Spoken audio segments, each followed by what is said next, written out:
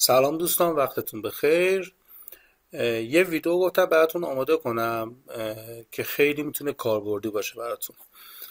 همیشه شنیدیم که توی بازار، حالا تحلیل تکنیکال هم که اگه کار میکنیم و یه نیم نگاهی هم به تحلیل فاندامنتال داشته باشیم. چرا؟ چون اخبار مختلف میتونه تأثیرات و نوسانات متفاوتی روی بازار بذاره و باعث جهش های قیمتی بشه. خب ما ممکنه یک تایم های دقت کرده باشید، مخصوصا سمت بعد از ظهرها، مخصوصا سمت جمعه ها، احتمالاً یه معامله بازی داریم، تو سود هم هستیم، معامله خیلی عالی هم هست، از نظر تکنیکال هم همه چیمون ردیفه و باید این معامله داخل سود بماند و به سمت تک پرافیت ما حرکت کنه. اما یه اتفاقی میفته. اتفاق چیه؟ اتفاق اینه که ما میبینیم که معامله ما یه دفعه یک حرکت قیمتی برعکس گاهن ایجاد میشه و حسابمون استاپ لاس میخوره اگر استاپ گذاشته باشیم. اگه نذاشته باشیم که حسابمون کال میشه، صفر میشه. دلیلش چیه؟ دلیلش اون خبرهاییه که ما بهش دقت نداریم. یکی از سایت هایی که ما بهتون قبلا تو سایت تجارت فارکس هم معرفیش کردیم، سایت فارکس فکتوریه. فارکس فکتوری بخش های مختلف داره که حالا به مقاله اگه سر بزنین گفتیم فروم داره، بخش ترید داره، بخش اخبار لحظه‌ای داره، بخش تقویم خبری داره که ما به این بخشش خیلی کار داریم، بخش مارکت داره که شما میتونید قیمت لحظه بازار رو ببینید و بخش بروکرها که معرفی بروکر ازش. همه بخش دیگهش کاربردیه به شرطی که شما به زبان انگلیسی تسلط کافی داشته باشید، چون از اصطلاحات انگلیسی خاصی استفاده میشه گاهن و باید شما به اون معنای تخصصی اون اصطلاح هم آگاه باشید تا بتونید ازش استفاده کنید. اما یه بخشی که خیلی کاربردیه، حتی اگر شما به زبان انگلیسی هم تسلط نشه باشین، بخش تقویم خبری فارکس فکتوری هستش که شما میتونید تقویم خبری فارکس فکتوری ازش استفاده کافی رو ببرید و مد نظرتون باشه که چه تایم هایی، چه بازهای زمانی این اخبار ممکنه که پیش روی ما باشه و ما بهش باید دسترسی داشته باشیم، از تایمش اطلاع داشته باشیم که معاملات خودمون رو مدیریت کنیم. حداقلش که یه استاپ لاس درست و معقول و منطقی تعریف کنیم. خب بیایم روی سایت فارکس فکتوری. شما وقتی وارد سایت فارکس فکتوری میشید، foxfactory.com، فیلتر هم نیستش، خیلی راحت بهش میتونید دستی داشته باشید. بالا رو بخش که کلیک کنید، این تقویم خبری هفته‌ای که داخلش هستید رو بهتون نشون میده. شما تا سالهای آینده میتونید ببینید که چه اخباری رو ما پیش رو داریم و باید مد نظر قرار بدیم که اینو میتونید بر اساس روز، مثلا امروز 26/11/2025، من اینو میذارم نوامبر، میذارم رو خود 26 رو اینجا کلیک میکنم، فقط اخبار امروز رو به من نمایش میده که ما میگه که چه اخباری امروز هست که این رو صبح به صبح باید نگاه کنیم. قبل از اینکه معامله خبری یا معامله باز کنیم باید خبرهای اون روز رو بهش بدونیم چیه.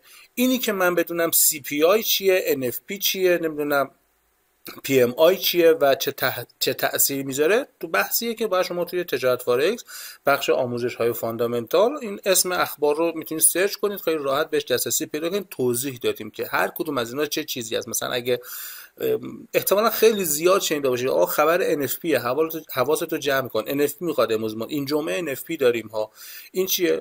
یک خبریه تو ناحیه آمریکای ماهی یک بار روز جمعه منتشر میشه و حالا من میبینم الان این جمعه که بیای من بزنم، نه ما این جمعه مثلا NFP رو نداریم اصلا. خب برگردیم رو خود همین سایت، ببینید ما یک لیست اخبار رو بهمون نشون میده. اخبار رو با پوشه هایی داره، این بغل موس هم من میارم میتونید ببینید، پوشه های زرد و نارنجی و قرمز، گاهن هم خاکستری نشون میده که در اینا رو رتبه بندی میکنه، میگه که هر خبری چه ارزشی داره، چه اهمیتی داره.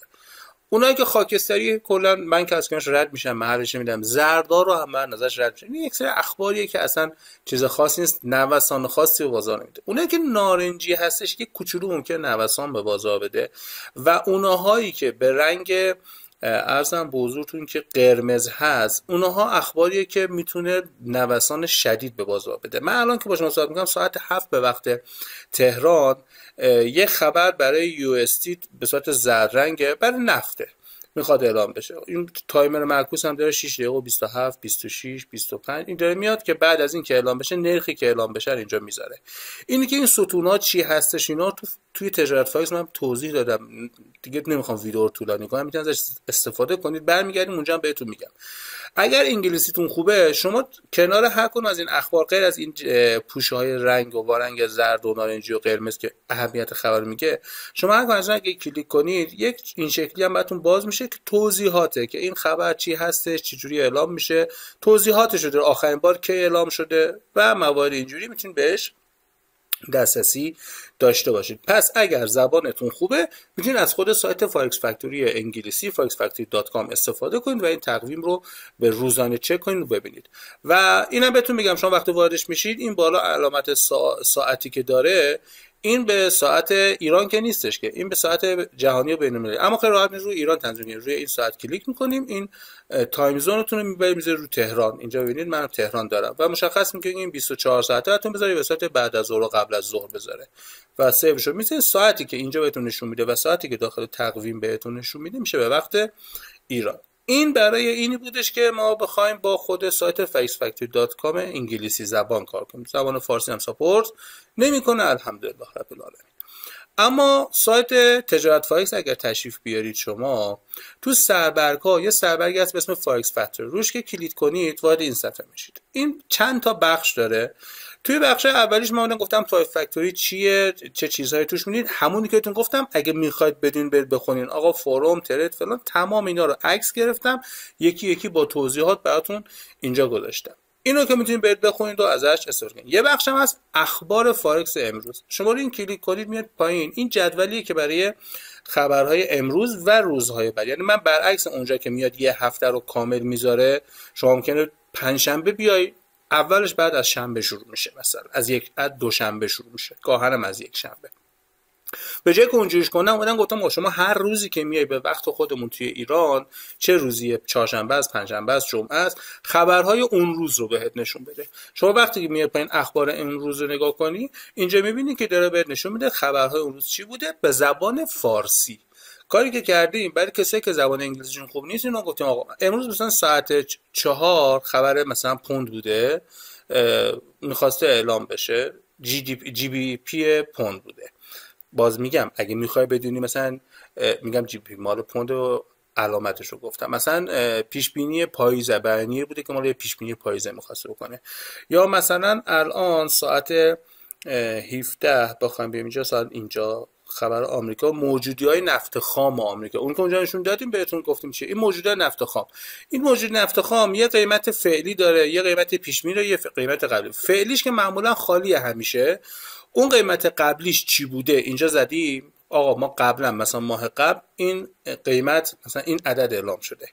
قیمت پیش بینی هم تو چیزی که تو سایت فارکس فکتوری و تحلیلگرا داشتن چیه این عدد است میخواد اعلام بشه و وقتی هم که این نرخ فعلی اعلام میشه اینجا آپدیت میشه و این قرار میگیره. چه جوری باید استفاده بشه توی ویدیو نمیتونم، تا همین الان 8 دقیقه شده نمیتونم بهتون توضیح بدم. توی یه ویدیوی دیگه و یه مقاله مفصل ترید رو خبر رو بهتون آموزش میدم. اما این تقویم فارسی شما وقتی میایید این پوشه های زرد و خاکستری و نارنجی و قرمز اینا که بودش هیچی، این ور دیگه دقیقاً میام مثلا همین ساعت 7 رو باز کنم روش میزنید کلیک میکنید براتون باز میشه، میگه منبع این خبر کجای اطلاعات انرژی، مدیریت اطلاعات انرژی رو منتشر میکنه. اقداماتش چیه؟ نوشتیم آقا تغییر در تعداد بشکه‌های نفت خام موجود در انبارهای شرکت ها طی هفته گذشته. چه چیزی ازش؟ اثرش چیه؟ میگه اثر واقعی میذاره رو بازار. اگه کمتر از پیش بینی باشه برای اون ارز خوبه. یعنی چی؟ یعنی مثلا اگه ما اینجوری بهتون بگم کمتر بودن، ما 1000 تا بشکه نفت داشتیم، عددمون اگه کمتر باشه یعنی کمتر از پیش بینی باشه، پیش بینی میشه آقا از این 1000 تا الان ما 800 تا داریم. خب اگه کمتر از این باشه میتونه نوسان بده، برای ارز خوبه، یعنی نفت در مقابل اون ارز ضعیف میشه. اگه بیشتر باشه ارزش نفت میره بالاتر، ارزش این میاد پایینتر و به همین شکل موارد دیگه که اینو میگم توی ویدیو دیگه‌تون بگم. دفعه بعد کی این منتشر میشه این خبر؟ 3 دسامبر 2025 اعلام میشه. بعد توضیحات هم که هستش، یه همه چی به فارسی اینجا براتون قرار گرفته. یا مثلا اخبار مختلف دیگه که ممکنه باشه رو همینجوری شما روی این پوشه هاش کلیک کنید براتون باز میشه، میگیم چی هستش و توضیحاتش هم هست. اگر به زبان انگلیسی تسلط دارید forexfactory.com انگلیسی، اگر به زبان فارسی تسلط ندارید تجارت FX سربرگ فارکس فکتوری، توی قسمت فارکس فکتوری اخبار فارکس امروز میتونید اینجا کلیک کنید و اینو ازش استفاده کنید. خیلی تاثیر میذاره. شما ممکنه یک معامله داشته باشی، یه خبر خیلی مهم بخواد منتشر شه، استاپ لاس نداشته باشی یا تیک پروفیت نداشته باشی، بازار یه نوسان بزنه و برگرده حسابتو کال کنه یا استاپتو بزنه یا اصلا استاپ نداشتی ببره توی ضرر خیلی ناجور. برای اونجا شما مجبوری که از این استفاده کنید تا بتونید ازش استفاده بهینه بکنید. در کل دوستان، چه تکنیکالیست هستید، چه فاندامنتالیست هستید، چه کسی که روی تحلیل تکنیکال کار میکنه، کسی که با تکیه بر تحلیل بنیادین یا همون فاندامنتال کار میکنه، خیلی مهمه که همیشه نسبت به اخبار اقتصادی روزی که داخلش هستید و معامله داخلش دارید مطلع باشید. اخبار مهم رو شناسایی بتونید بکنید، بدون تاثیر هر کدوم از این اخبار چه چیزهایی هستش. یه کوچولی دیگه هم بگم، سایت فارکس فکتوری، مقاله فارکس فکتوری تجارت فارکس اگر اومدید توی این قسمت فهرست مطالب، من اومدم حالا یک سری چیزا که توضیح دادیم هیچی، اومدم مقایسه هم کردم تقویم‌های اقتصادی مختلف رو با هم دیگه. یعنی مثلا ما الان فارکس فکتوری تقویم اقتصادی منتشر میکنه، اینوستینگ داره منتشر میکنه، اکونومیک داره منتشر میکنه، افیکس استریت داره منتشر میکنه، دیلی افیکس داره منتشر میکنه. همه اینا تقویم اقتصادی هست. چیز متفاوتی از هم نه، همشون دارن اخبار اقتصادی رو منتشر میکنن، اما یه سری تفاوت‌ها با هم دیگه داره. مثلا میگم یکی از اینا میاد تقویم اقتصادی بهت منتشر میکنه، کنارش چارت هم بهت میده، تو برو ببین ماه گذشته این خبر روی چارت چه تأثیری گذاشته. خب ممکنه تو اون رو پس بتونی بهتر آنالیزش کنی. یک سری از این تقویم‌ها خبر ضروری رو فقط میزنن، خبر غیر ضروری رو نمیزنن، در صورتی که باید بهشون حتما علم و آگاهی داشته باشی. آقا خبر از کجا میگی ضروری نیستش؟ مثال میگم ها، ممکنه یه بیانیه سخنرانی رئیس بانک مثلا فلان یا رئیس فدرال رزرو رو اصلا بگم مهم نیستش، در صورتی که اون مهمه. از نظر من با تجربه‌ای که میگم از 2007 دارم حرفه‌ای کار میکنم تو این بازار، فارکس فکتوری بهترین تقویم رو ارائه میکنه. با اینکه باید تبلیغ سایت خودم بکنم، بگم اگه انگلیسیت خوبه برو forexfactory.com رو نگاه کن. forexfactory.com خیلی بهتره. یعنی من اینجا هر 60 ثانیه یک بار ممکنه زمان ببره تا آپدیت بشه، اگه سرورم هنگ نکنه، قفل نشه تا نرخ جدید بیاد. فارکس فکتوری سرورش هنگ نمیکنه، سرور خیلی قوی داره. اگه زبان انگلیسیت خوبه forexfactory.com رو نگاه کن. اگه زبان انگلیسیت خوب نیست، میخوای یاد بگیری، میخوای علم پیدا کنی، تجارتforex.com، تجارتfx.com وارد شو، سربرگ فارکس فکتوری رو بزن و ازش استفاده کن. سایت های دیگه هم هست دارن میدن ها، ولی من واقعیتش ترجیح دادم که خودمون یه همچین چیزی داشته باشیم که بتونم روش قشنگ توضیح بدم چی برای چه کاری هستش. توی ویدیوهای آینده انشالله روی ترید، روی اخبار و چجوری سود گرفتن، چجوری استاپ لاس گذاشتن، چجوری تیک پروفیت گذاشتن روی اخبار هم بیشتر با هم دیگه صحبت میکنیم. بهترین ها رو براتون آرزو میکنم. موفق و پرسود باشید.